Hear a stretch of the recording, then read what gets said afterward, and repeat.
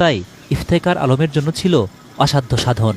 এইখানে একটা আর বুকের এখানে একটা, ওই সলাগুড়িটা লেগেছিল। আইন বিভাগের শেষ বর্ষের এই ছাত্র গোয়েন্দা বাহিনীর হাতে আটক হন 5 আগস্ট সরকার পতনের দিন ভোরে।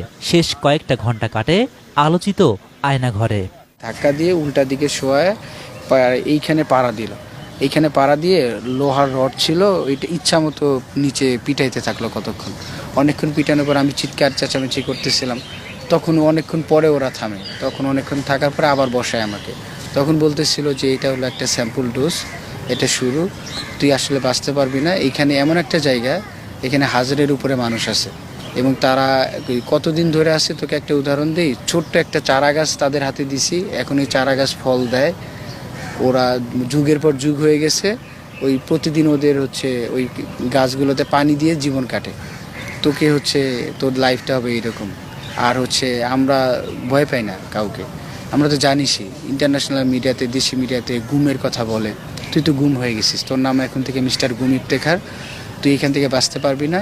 আর তোরা আমাকে জিজ্ঞেস করে যে তুই কোন ডিপার্টমেন্টে, তখন আমি বলি আমি ল ডিপার্টমেন্টে। তখনই ওরা সাথে সাথে ও ল ডিপার্টমেন্ট, হিউম্যান রাইটস, একটা গালি দিয়ে কথা বলে। তখন বলে যে ইন্টারন্যাশনালি তো তোরা আমাদের নিয়ে অনেক নিউজ করাস, ইন্টারন্যাশনালি যে হিউম্যান রাইটস ভায়োলেশন এটা সেটা, এই যে তোকে যে গুম করছি, তোর আগে 1000 মানুষকে গুম করছে, এগুলো সব নিউজ হয়েছে। কেউ কিছু হয়েছে, কেউ কিছু করতে পারছে, আমাদের কেউ কিছুই করতে পারবে না। তোরও অবস্থা সেম হবে। এখান থেকে তোকে ছাড়ার কোনো ওয়ে নেই। মাহিনের তথ্য দে, বাকি 2 জনের তথ্য দে, বাকি সমন্বয়কদের সাথে তোর কী সম্পর্ক, তোদের আরও কী তোদের ফান্ডিং কোথা থেকে হয়, তোদের কে কী করছে, এইগুলো বলতেছে। আর একটার পর একটা, একের পর একটা টর্চার করতেছিল। মানে যেমন আমি হাত তো হ্যান্ডকাপ পরা ছিল, এইরকম করে যখন ছিল, হ্যাঁ, আমি হঠাৎ করে যখন এইটা মারার পরে অনেক ব্যথা হইতেছিল, তো আমাকে পা সোজা করে দাঁড়ায় থাকতে বলতেছিল। আমি দাঁড়ায় একদমই থাকতে পারতেছিলাম না, আমাকে বারবার রাউন্ড করাইতেছিল। তখন আমি জাস্ট বলতেছিলাম যে স্যার প্লিজ আমাকে একটু বসতে দেন। তখন আমাকে এই নখগুলোতে 2 পাশ থেকে 2 জন মারা শুরু করে লাঠি দিয়ে, প্রত্যেকটা জয়েন্টে এরকম মারা শুরু করে।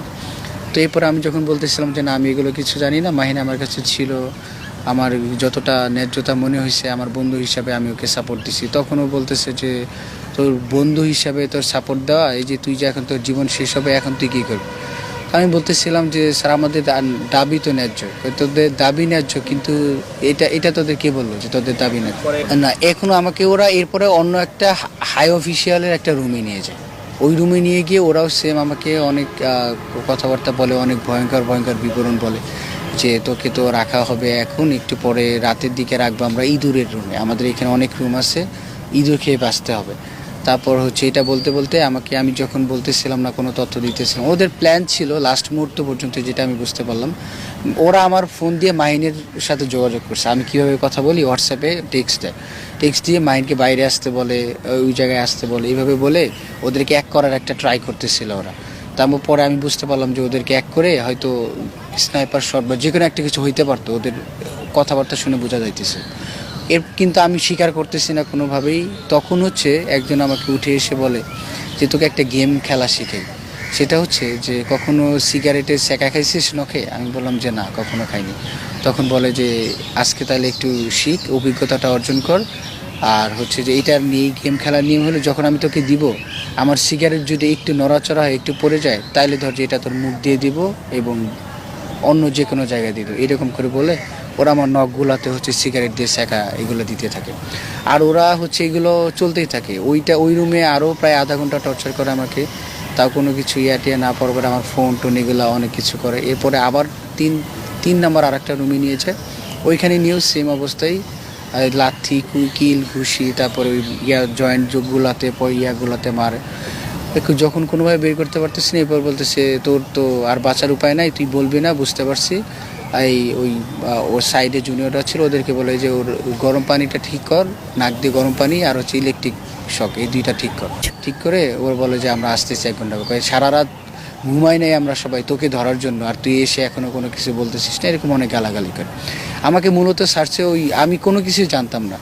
এরপর আমার সব ডিভাইস নিয়ে যাওয়ার পরে বলে যে ডিভাইস তোর হচ্ছে এগুলো সব ট্র্যাকিং হবে, তোর কোনো ইনফরমেশন নাই, কারণ মাহিনের সাথে সমস্ত টেক্সট ডিলিট করা ছিল, আর অন্যান্য বাকি ইম্পর্টেন্ট যেগুলো সবই ডিলিট করা ছিল এরকম একদম।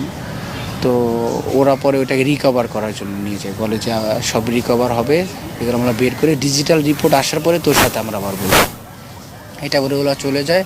ওরা পরে 3-3.5 ঘন্টা পরে জুনিয়র যারা ছিল কেয়ারটেকার, ওরা আমাকে এসে বলে যে ভাই রিপোর্ট খুবই ভালো, আপনি টেনশন নিন না এইরকম বলে ওরা আমাকে সাহস দেওয়া ট্রাই করতেছিল। আমার ওই অবস্থা দেখে আমি কাতরাতে ছিলাম, আমি একদম অবস্থা খারাপ ছিলাম। এবং অদ্ভুত একটা কথা হলো যে ওই রুমটাতে আমার চোখ বাঁধা অবস্থায় আমাকে চেয়ারে বসা রাখছে হ্যান্ডকাপ পরে, এরকম তো আমাকে এরকম ওই রুমে কেউ অনেকক্ষণ কেউ ছিল না।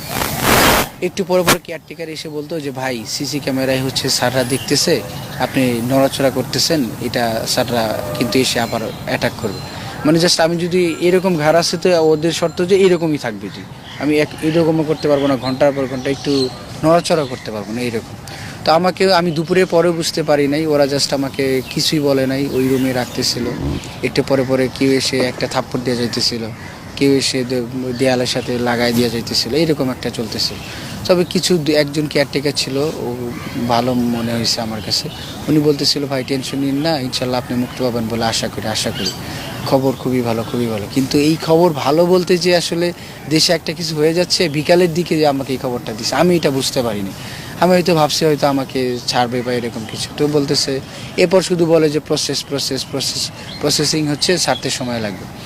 বিকালে বলে সন্ধ্যায় বলে যে সন্ধ্যা হয়ে যাচ্ছে, তো ওরা রাতের আগে ছাড়ে না। রাতে এসে বলতেছে যে যেহেতু সকালে নিয়ে এসছে সকালের আগে ছাড়বেন। এবার সেই ওই একই চেয়ারে সেই 24টা ঘন্টা আমি সেম অবস্থায় ছিলাম।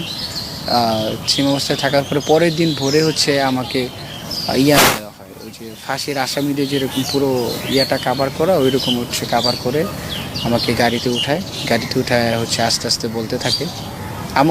আমার আগে হচ্ছে আর একটা মেয়েকে উঠাচ্ছিল, আমি একটু শব্দ পাইতেছিলাম, ওই মেয়েটা টর্চার সহ্য করতে পারেনি, আর ও অনেক চিল্লাইতেছিল এবং বমি ভাববে এরকম বলতেছিল, আর বাকিরা ওকে গালাগালি করতেছিল যে বমি করবি না একদম, একে তোকে ফালায় রাখতে যাইতেছি।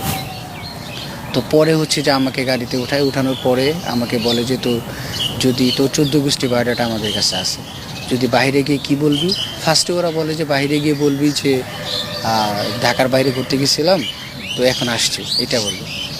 পরে একটু পরে আবার আর একটা অফিসার টান দিয়ে নিয়ে একদম কাছে গিয়ে বলে যে তুই বলবি যে থানায় নিয়ে গেছিলো, যেহেতু এলাকায় পুলিশদের গাড়ি গেছিলো, দেখছে পল্লবী থানার গাড়িও ছিল, 2টা কালো মাইক্রো ছিল।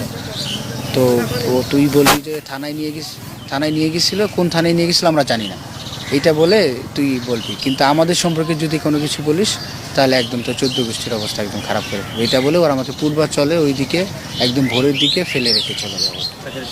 হ্যাঁ 6 তারিখ একদম ভোরে সকালের দিকে।